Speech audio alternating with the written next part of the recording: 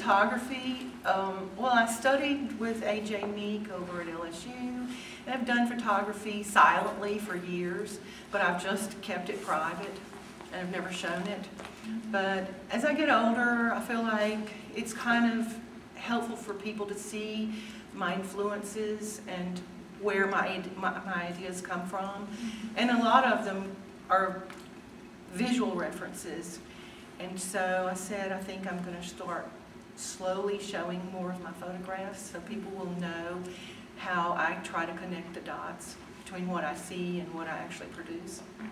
Well, your photographs did inspire these mosaics.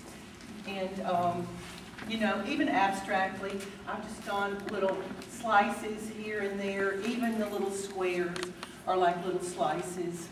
And that's just kind of my interpretation of those photographs. I titled this particular show, for me anyway, as Parallel Journeys, because I'm doing these collages and at the same time I'm doing some little landscape work that's in the other thing. But my collages are mostly what I've been showing in the gallery before, and I'm going to talk about this piece first because it's actually some older stuff. If you noticed, the date on them is 2002. On these five, actually. And there were actually about 7 in the whole series.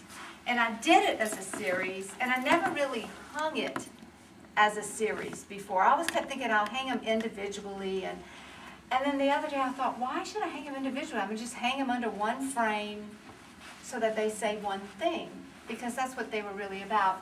Because they want you to expand and to really experiment. And I think that's wonderful.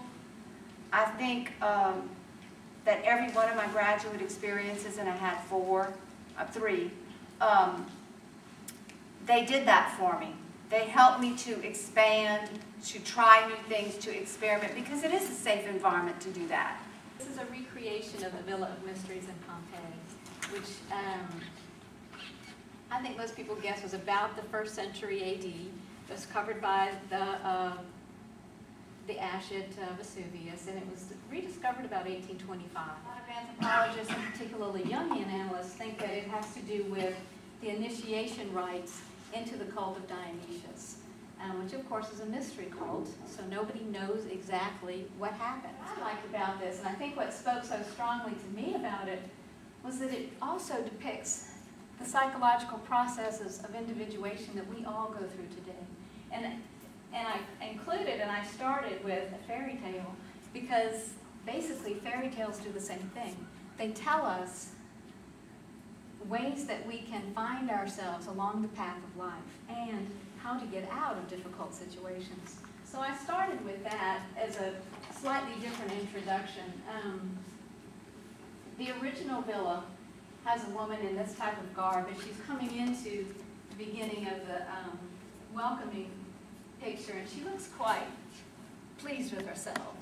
And I thought, well, that's one way to approach the mystery, is to go in with your eyes open, saying, this is what I want to do. I think that doesn't happen to all of us.